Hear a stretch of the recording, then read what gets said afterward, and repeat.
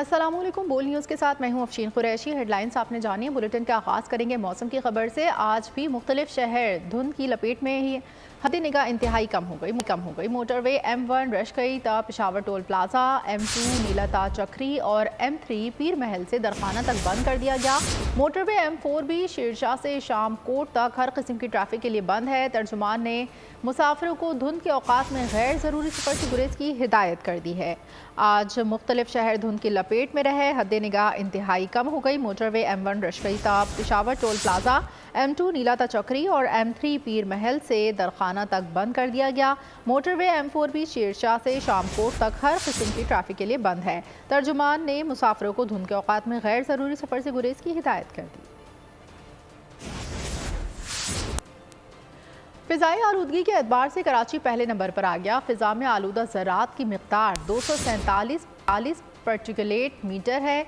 लाहौर का दूसरा number air quality index 245 हो गया। पंजाब के 10 अजला में एक हफ्ते के लिए मास्क पहनना लाजमी करार। इतलाक़ लाहौर, शेखुपुरा, कसूर, ननकाना साहब, गुजरावाला, हाफिजाबाद, सियालकोट और नारोवाल में होगा। कराची के फ़िज़ा में जहरीले ज़रात ख़तरनाक हद तक बढ़ रहे हैं। माहिरीन का कहना है कि मुज़र पार्टिकल जिनमें कार्बन मोनोऑक्साइड और सल्फ़र सबसे ख़तरनाक है। ये अज्जा फ़िज़ा में शामिल होने से एयर क्वालिटी इंतहाई ख़राब हो रही है। कराची की फ़िज़ा अब सांस लेने के काबिल नहीं रही। सांस और जल्द की बीमारियाँ बढ़ रही हैं। Assistant professor institute environmental studies Karachi university doctor Aamir Alamgir ने बोल न्यूज़ से खुसूसी गुफ्तगू में कहा कि कराची की फ़िज़ा बेहतर बनाने के लिए हंगामी बुनियादों पर काम करना होगा। एयर क्वालिटी इंडेक्स जो है वो हमेशा कराची और लाहौर का जो है वो इंडिया और बाकी शहरों के मुकाबले में कंपैरेटिवली क्लोज रहा है और ये इस बात की निशानदही करता है कि ये डिफरेंट टाइप के हेल्थ हैजर्ड क्रिएट कर सकते हैं। और उसके साथ साथ कराची में जो कंस्ट्रक्शन का काम जगह जगह ब्रिजेस, अंडरपासेस और डिफरेंट कंस्ट्रक्शन साइट्स पे जो काम चल रहा है, इसकी वजह से भी बहुत सारा पर्टिकुलेट मैटर जो कि एक क्राइटेरिया एयर पॉल्यूटेंट है, इसमें एक नन्हा जर्रा होता है मिट्टी का जिसको हम PM 2.5 कहते हैं। इसके अलावा कराची में जो ट्रैफिक का एक मसला हमेशा से रहा है, हैवी ट्रैफिक कंजेशन की वजह से दूसरा criteria air pollutant carbon monoxide जिसको हम कहते हैं, ये भी जो है ये हमेशा जो है वो गाइडलाइन से ऊपर रहा है। इसी तरीके से जो ऑक्साइड्स ऑफ सल्फर है, ये तीसरा क्राइटेरिया एयर पॉल्यूटेंट है। तो इस तरीके की जो क्राइटेरिया एयर पॉल्यूटेंट की जो कॉन्सेंट्रेशन है इसमें दिन ब दिन इजाफा हो रहा है। इसकी वजह से एयर क्वालिटी इंतहाई खराब हो रही है और कराची की खासतौर पर इस वक्त जो एयर क्वालिटी है वो किसी भी हद तक इस काबिल नहीं है कि इसको आप सांस लेने के लिए इस्तेमाल कर सकें। फ़िज़ाई आलूदगी के बाइस नज़ला, खांसी और सांस की तकलीफ से बचाव के लिए क्या खाना बेहतर है, बता रही हैं साथी एंकर। आज हम आपको 4 ऐसे ग़िज़ाई अज्जा के बारे में बताते हैं। फ़िज़ाई आलूदगी के बाइस नज़ला, खांसी और सांस की तकलीफ से बचाव के लिए क्या खाना बेहतर है। आज हम आपको बारे में बताएंगे जो आपकी क़ुव्वत मुदाफ़त को बढ़ाकर आलूदगी के असरात से बचाने में बेहतरीन किरदार अदा कर सकते हैं। खांसी, नज़ला, गले में खराश की शिकायत भी आलूदगी की वजह से ही होती है। ऐसे में अदरक की चाय का इस्तेमाल आपको इन सब मसाइल से बचा सकता है, क्योंकि अदरक में एंटी इन्फ्लेमेटरी खसूसियात होती हैं जिससे मुदाफ़ती निज़ाम को क़ुव्वत मिलती है।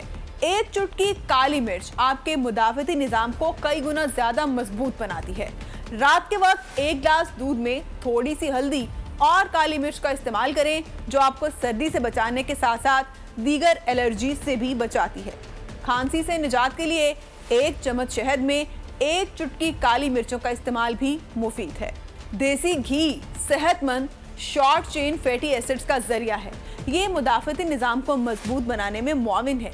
आलूदगी की वजह से होने वाली खांसी में देसी घी का इस्तेमाल मुफीद है। आंवला विटामिन C का खजाना है जो गले को ख़राब होने से बचाता है।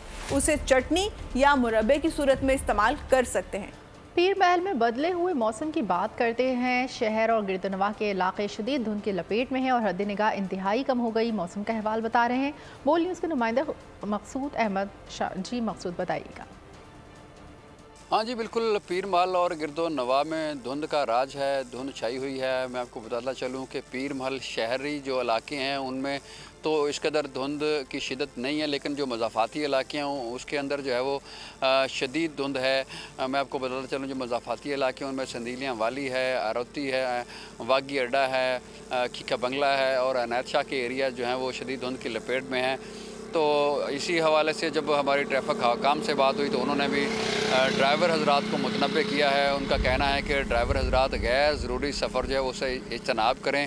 अगर ज़रूरी हो सफ़र तो फिर एहतियाती तदाबीर जो हैं वो इख्तियार करें, जो फॉग लाइट्स हैं उनका इस्तेमाल करें और अपनी जो स्पीड है उसको आहिस्ता रखें ताकि जो है वो किसी हादसे का शिकार ना हो सके और किसी जानी या माली नुकसान का अंदेशा ना हो। ठीक है, बहुत शुक्रिया। अब बात करेंगे क्रिकेट वर्ल्ड कप की, जहां कैंगरूज ने सूरमाओं को घर में घुसकर मारा। ऑस्ट्रेलिया भारत को हराकर छठी मर्तबा वनडे क्रिकेट का चैंपियन बन गया। तमाम मैचेस में नाकाबिल शिकस्त रहने वाली रोहित 11 6 विकेटों से हार गई। 241 रन का हदफ 43 ओवर्स में हासिल किया। ट्रेविस हेड ने भारत के खिलाफ सर्जिकल स्ट्राइक की 137 रन बनाए। इसको कहते हैं घर में घुसकर मारना। टूर्नामेंट में नाकाबिले शिकस्त रहने वाली टीम का 241 रन का हदफ 43वें ओवर में हासिल। ऑस्ट्रेलिया के ग्लेन मैक्सवेल ने 58 रन बनाए और मैच जितवा कर वापस आए। पहले ट्रेविस हेड ने मैच का पांसा पलटा था। ऑस्ट्रेलिया की 47 रन पर 3 विकेटें गिर चुकी थी। फिर हेड क्रीज पर आए और भारतीय फील्डर्स को बार बार बाउंड्री की राह दिखाई। उन्होंने 4 छक्के और 15 चौके लगाए। पहली इनिंग्स में भारत तवक्कुआत के खिलाफ बड़ा स्कोर करने में नाकाम रहा। कप्तान रोहित शर्मा ने 47, विराट कोहली ने 54 और KL राहुल ने 66 रन बनाए। राहुल के आउट होते ही भारतीय बल्लेबाजों की लाइन लग गई। शामी 6, बुमराह 1, कुलदीप यादव 10 और मोहम्मद सिराज सिर्फ 9 रन बना सके। वर्ल्ड कप 2023 में पहली मर्तबा पूरी इंडियन टीम आउट हुई। ऑस्ट्रेलिया ने ICC वर्ल्ड कप की चमचमाती ट्रॉफी उठा ली। फाइनल जीतने के बाद स्टेडियम में शानदार आतिशबाजी। नरेंद्र मोदी लटके मुंह के साथ स्टेज पर पहुंचे और बिना किसी गर्मजोशी के ऑस्ट्रेलिया के कप्तान को ट्रॉफी थमा दी।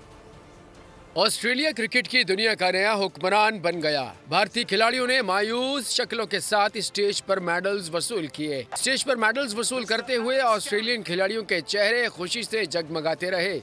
स्टेडियम में मौजूद ऑस्ट्रेलियन मद्दाह खुशी का इजहार करते रहे। नरेंद्र मोदी लटके मुंह के साथ ग्राउंड में आए। मोदी ने स्पोर्ट्समैन स्पिरिट का मुजाहरा न करते हुए बिना किसी गर्मजोशी के ऑस्ट्रेलियन कप्तान को ट्रॉफी थमाई और चलते बने। ऑस्ट्रेलियन कप्तान को टीम के दीगर खिलाड़ियों ने स्टेज पर ज्वाइन किया। ऑस्ट्रेलियन कप्तान ने ट्रॉफी फजा में बुलंद की तो स्टेडियम शोर से गूंज उठा। फाइनल जीतने के बाद स्टेडियम में शानदार आतिशबाजी से आसमान जगमगा उठा। फातेह टीम के खिलाड़ियों ने खूब हल्ला गुल्ला किया, ट्रॉफी के साथ तस्वीरें बनवाई। फाइनल मैच से पहले ऑस्ट्रेलियाई कप्तान पैट कमिंस ने पिच का मुआयना किया। इस मौके पर उन्होंने अपने मोबाइल फोन से पिच की तस्वीर भी बनाई। पिच की चौकीदारी के लिए चारपाई की मीम भी जबरदस्त हिट रही। भारतीयों का क्या एतबार, एक नंबर के मक्कार फनकार पैट कमिंस भी थे पूरी तरह से चौकन्ने और होशियार। भारतीय चालों का तोड़ किया कुछ इस अंदाज में कि भारतीय फंस गए खुद अपने ही जाल में। पैट कमिंस के पिच की तस्वीर लेने की खबर जंगल की आग की तरह फैल गई। मीडिया रिपोर्ट्स के मुताबिक ऑस्ट्रेलियाई कप्तान को भी भारत पर भरोसा नहीं था। डर था कि कहीं मैच से कबल पिच तब्दील न कर दी जाए, इसीलिए उन्होंने मोबाइल फोन से तस्वीर बनाई। स्टेडियम में चारपाई पे महवे आराम पैट कमिंस की मीम ने भी खूब रंग जमाया। एक फिल्म के स्क्रीनशॉट ने भी जबरदस्त दाद पाई। अपने मुल्क में जारी क्रिकेट वर्ल्ड कप में एक भी मैच न हारने वाली भारतीय टीम फाइनल में वो कारकर्दगी न दिखा सकी जिसका भारतीय शायकीन को यकीन था। बुलंदियों से पस्तियों का सफर करने वाले सूरमा आखिर मार्के में मुंह के बल गिर पड़े। राउंड रॉबिन लीग में इंडिया ने खूब किया धमाल। सूरमाओं के एक से बढ़कर एक कमाल। फाइनल में ना जाने कैसा आया जवाल। घर के शेरों की कैंगरूज ने उतार दी खाल। भारतीयों की कारकर्दगी पर उठने लगे हैं सवाल। फाइनल से पहले तमाम मैचेस बड़ी आसानी से जीते। भारत का सिर्फ 241 रन पर आउट होना कैंगरूज की बॉलिंग से मुमकिन हुआ या कमिंस की चौकीदारी काम आई। इसी अहमदाबाद की विकेट पर पाकिस्तान के खिलाफ 192 रन सिर्फ 30 ओवर में बना लिए थे। भारत दीगर टीमों के खिलाफ भी तमाम मैचेस ऐसे जीता कि पहली इनिंग्स में मालूम हो चुका था कि भारत जीत रहा है। अफगानिस्तान के खिलाफ 273 रन का हदफ सिर्फ 35 ओवर्स और 2 विकेटों पर हासिल किया था। बांग्लादेश का 257 रन का हदफ भारत ने सिर्फ 41 ओवर्स 3 विकेटों पर हासिल किया। न्यूजीलैंड के खिलाफ भारत ने 274 रन का हदफ 6 विकेटों पर हासिल कर लिया था। टारगेट की बात करें तो इंडिया ने श्रीलंका के खिलाफ 357 रन बनाए थे। साउथ अफ्रीका को 327 रन का हदफ दिया था। नेदरलैंड्स के खिलाफ 410 रन का पहाड़ खड़ा किया। सेमीफाइनल में न्यूजीलैंड के खिलाफ 397 रन बनाए गए। Welcome back. बड़ी खबर दें, इसराइली बर्बरियत थम ना सकी। सहूनी फौज का गजा के इंडोनेशियन अस्पताल पर हमला। इसराइली फ़िज़ाइया की बमबारी से 8 फ़लस्तीनी शहीद मुतादिद ज़ख्मी। इंडोनेशियन अस्पताल के करीब शदीद गोलाबारी। गजा में इसराइली दरिंदों के मजालिम का सिलसिला थम न सका। सहूनी फ़ौज ने उर्दन के करीब मगरबी इलाकों में भी हमले शुरू कर दिए। खान यूनुस, नसरत और दीगर कैंप्स में भी बमबारी की गई। हमलों में फ़राइज़ की अदायगी के दौरान मज़ीद 6 सहाफ़ी जबकि मज़ीद 31 फ़लस्तीनी शहीद हो गए। 14 की तादाद 12,500 के करीब हो गई। 25,000 से ज़ायद ज़ख्मी। 25 नौमौलूदों को जुनूब के यूरोपियन और नासिर अस्पतालों में मुंतकिल कर दिया। यमन के हौसी बागियों ने बहर अहमर में इसराइली टाइकॉन के बहरी जहाज़ को हाईजैक कर लिया। फलस्तीन में सेहोनी फौज के यलगार, लाशों के अंबार, मजलूमों की चीखों पुकार। इसराइली फौज के खान यूनुस समेत मुतअद्दिद इलाकों में हमले। 6 सहाफियों समेत मजीद 31 फलस्तीनी शहीद हो गए। अल-शिफा अस्पताल के अतराफ को डेथ जोन करार दे दिया गया। इसराइली फौज ने कब्रें खोद कर फलस्तीनियों के जस्द खाकी निकाल लिए। अमरीकी अखबार ने दावा किया है कि इसराइल और हमास गजा में 5 रोजा जंग बंदी पर मुत्तफिक हो गया। वाशिंगटन पोस्ट के मुताबिक इस मुफाहमत के तहत 50 यरगमालियों को रहा किया जाएगा। मुआहिदा कतर की कोशिशों का नतीजा है। यमन के हौसी बागियों ने बहरा अहमर में इसराइली बिजनेस टाइकून के बहरी जहाज को हाईजैक कर लिया। जहाज गैलेक्सी तुर्किया से हिंदुस्तान के लिए रवाना हुआ था। उधर यमन हौसी तंजीम अंसारुल्लाह ने तमाम ममालिक को खबरदार किया, यमनी सरहद से करीब समंदर में किसी बहरी जहाज और इसराइली परचम समेत इसराइली कंपनीज के बहरी जहाजों और उन्हें ऑपरेट करने वाली कंपनीज को नहीं बख्शा जाएगा। अमेरिकी सदर बाइडन ने इसराइल को खुश करने की कोशिश में अपनी सियासत को दाव पर लगा दिया। गाजा में इसराइली मजालिम की हिमायत पर बाइडन की मकबूलियत अहदे सदारत की कम तरीन सतह पर आ गई। गजा में इजरायली मजालिम की हिमायत सदर बाइडन को महंगी पड़ गई। सदर जो बाइडन की मकबूलियत ओहदा सदारत की कम तरीन सतह पर आ गई। इसराइल को खुश करने की कोशिश में सदर बाइडन ने अपनी सियासत दाव पर लगा दी। गजा में इजरायली मजालिम की हिमायत करने पर जो बाइडन की मकबूलियत में कमी आ गई। सदर बाइडन इसराइल की मुसलसल हिमायत के साथ साथ जंगबंदी की राह में भी सबसे बड़ी रुकावट बने हुए हैं। अमरीकी मीडिया के मुताबिक गजा जंग पर बाइडन के तर्ज अमल को 70% वोटर्स ने मुस्तरद कर दिया। डेमोक्रेटिक वोटर्स में बाइडन की मकबूलियत में 40% कमी हुई है, जिसके बाद बाइडन की मकबूलियत ओहदा सदारत की कम तरीन सतह पर आ गई। मीडिया रिपोर्ट्स के मुताबिक सर्वे में 18 से 34 साल के लोगों ने हिस्सा लिया। अमेरिकियों की अक्सरियत ने इजरायली हमलों को हद से तजावुज करार दिया। अमीर जमात इस्लामी सिराजुल हक कहते हैं कि भारत पर भी खौफ तारी है। अगर गजा में मुसलमान कामयाब हो गए तो फिर कश्मीर की बारी है, इसलिए वो इसराइल का साथ दे रहे हैं। लाहौर में गजा मार्च से खिताब, कहा जिन्होंने मस्जिद अक्सा पर कब्जा किया 1969 में आग लगाई वो हमारा दुश्मन है। फ़लस्तीन के मामले पर सोशल मीडिया पर जारी प्रोपेगेंडा की असल हकीकत आश्कार। गजा की जंग के दौरान अपने मज़मूम सियासी मकासद के हुसूल के लिए अंदरूनी मुल्क और बैरून मुल्क से चंद अनासिर घिनौने प्रोपेगेंडे में मसरूफ़ एक सियासी जमात के हामियों की सोशल मीडिया पर बदनीयती पर मबनी प्रोपेगेंडे मुहिम जारी। पाकिस्तान पर इसराइल को असलहा फराम करने का घिनौना इल्ज़ाम। सोशल मीडिया पर एक जहाज़ को असलहा पाकिस्तान से इसराइल ले जाने की झूठी और मनगढ़ंत कहानी बयान की गई, जिसे भारतीय मीडिया ने भी खबर बनाकर पेश कर दिया। जबकि दरहकीकत बहरीन से रावलपिंडी जाने वाले परवाज अफगान मुहाजिरीन के बरतानवी इनखला का हिस्सा है, ना कि असलहे की खेप की Israel मुंतकिली। Pakistan strongly condemns the indiscriminate and disproportionate use of force by Israeli authorities against civilian population in Gaza and calls for an immediate cessation of hostilities. रियासत के खिलाफ प्रोपेगेंडा करने वालों को एक्सपोज करना हर पाकिस्तानी पर फ़र्ज़ है। इस हरकत को रोकना रियासत की जिम्मेदारी है। दिफाई तज्ज़ियाकार ब्रिगेडियर रिटायर्ड बाबर अलाउद्दीन की बोल से गुफ्तगू। जो हर रोज सोशल मीडिया पे इस तरह का प्रोपेगेंडा करते हैं, मुल्क को बदनाम करने के लिए, रियासत को बदनाम करने के लिए, अदारों को बदनाम करने के लिए, और उसका सिर्फ और सिर्फ एक मकसद है कि उनका जो पॉलिटिकल एजेंडा है उस पॉलिटिकल एजेंडे को आगे बढ़ाया जाए, और उसकी आड़ में वो ये भी नहीं देखते कि इससे मुल्क को कितना नुकसान हो रहा है। मेरा ख्याल है कि अभी हाई टाइम के इन लोगों को पूरे तरीके से एक्सपोज करना चाहिए, और एक्सपोज सिर्फ कहने की हद तक नहीं, भी इनके खिलाफ भरपूर तरीके से कानूनी कार्रवाई भी होनी चाहिए, क्योंकि शुतर बेमहार कोई नहीं हो सकता कि हर रोज इस तरह के बयानियां खड़े उसको सोशल मीडिया पे आगे बढ़ाए, उस बयानियों को बुनियाद बनाकर पर दुश्मन हमारे खिलाफ साजिशें करे, पाकिस्तान को मोर्द इल्जाम उठाए, दुनिया की नजरों में पाकिस्तान को बदनाम करे। ये एक ऐसी हरकत है कि जिसको रोकना भी रियासत की जिम्मेदारी है। मुझे पूरा यकीन है कि रियासती अदारे इस चीज की सलाहियत भरपूर रखते हैं और ऐसा करेंगे भी, और इन लोगों को एक्सपोज करना हर पाकिस्तानी का इस वक्त फर्ज है, क्योंकि ये पाकिस्तान की सलामती के लिए एक बहुत बड़े खतरे की सूरत में चीज अभी ये सामने आ चुकी है। गैर कानूनी मुकीम अफराद का इनखला जारी। 19 नवंबर को भी 2062 गैर कानूनी बाशिंदे अपने मुल्क वापस गए। अब तक मजमूई तौर पर 2,37,883 अफगान शहरियों का इनखला हो। शरीक chairman People's Party Asif Zardari ने इलेक्शन कमीशन पर भरपूर एतमाद का इजहार कर दिया। बयान में पीपल्स पार्टी के फतह की पेश गोई कर दी। कहा, मुल्क शफाफ इंतखाबात की तरफ जा रहा है। इस वक्त माहौल इंतखाबात के लिए साजगार है। इलेक्शन वक्त पर होने चाहिए।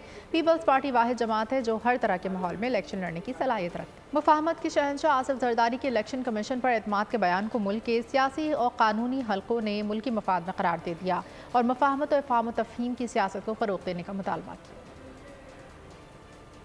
आसिफ जरदारी का इलेक्शन कमीशन पर एतमाद। शफाफ इलेक्शन के बयान पर मरियम औरंगजेब भी मुफाहमत के शहंशाह के गुन गाने लगी। कहा, मुखालिफिन भी नवाज शरीफ की इलेक्शन में कामयाबी को तस्लीम कर रहे हैं। जो बज़ाहिर हमारे सियासी मुखालफीन की भी मैं अगर बात करूं, अपोनेंट्स की भी अगर बात करूं, तो जो उनके भी तासुरात हैं उनको भी नज़र आ रहा है कि अगला वज़ीर आज़म पाकिस्तान मुस्लिम लीग नून से मोहम्मद नवाज शरीफ साहब।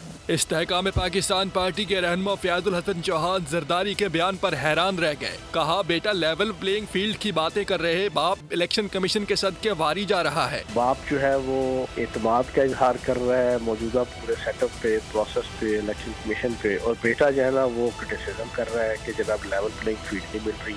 वकला बिरादरी ने साबिक सदर के बयान को ताज़ा हवा का झोंका करार दे दिया। Chairman Pakistan bar council Hasan Raza Pasha बोले, बड़ी जमात की जानिब से इलेक्शन कमीशन पर एतमाद काबिल सताइश है। मैं समझता हूँ कि जरदारी साहब इंतहाई सीनियर सियासतदान हैं और बड़े ज़ीरक पॉलिटिशियन है, और उन्होंने जब एतमाद का इजहार किया है इलेक्शन कमीशन ऑफ पाकिस्तान पे, मैं समझता हूँ कि आइंदा इलेक्शन जो आने वाले हैं उनके लिए एक ताज़ा हवा का झोंका है। माहिर कानून हाफिज एहसान अहमद ने माजी भुलाकर मुल्क के लिए काम करने का मशवरा दे दिया। जो प्रेसिडेंट आसिफ जरदारी साहब की स्टेटमेंट आई है ये बड़ा एक वेलकमिंग स्टेटमेंट है और किसी भी पॉलिटिकल पार्टी के लीडर से यही एक्सपेक्ट करना चाहिए। सियासतदानों और कानून दानों ने साबिक सदर की मुफाहमत की पॉलिसी को मुल्क के मफाद में करार देते हुए दीगर बड़ी जमातों से भी मुल्क के मफाद में तसादुम की सियासत तर्क करने की अपील कर दी। चकपाल में मदरसे के तालिब इल्मों के साथ मुबैना ज्यादती का वाकया, मजीद 2 असातिज़ा को गिरफ्तार कर लिया। गुज़िश्ता रोज गिरफ्तार होने वाले मुलज़िमान के DNA सैंपल भी लैब भिजवा दिए गए। मुलज़िमान ने बच्चों के साथ तशद्दुद का एतराफ़ किया, ताहम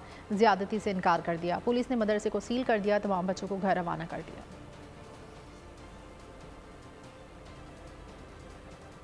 वज़ीर आला पंजाब मोहसिन नकवी ने चकवाल में मदरसे का दौरा किया। मुतासरा बच्चों के वालिदैन से मुलाकात की। निगरान वज़ीर आला पंजाब ने कहा, मुलज़िमान बच नहीं सकेंगे, सख्त सज़ा दिलाई जाएगी। बच्चों की तालीम और उन्हें ट्रॉमा से निकालने की कोशिश कर रहे हैं।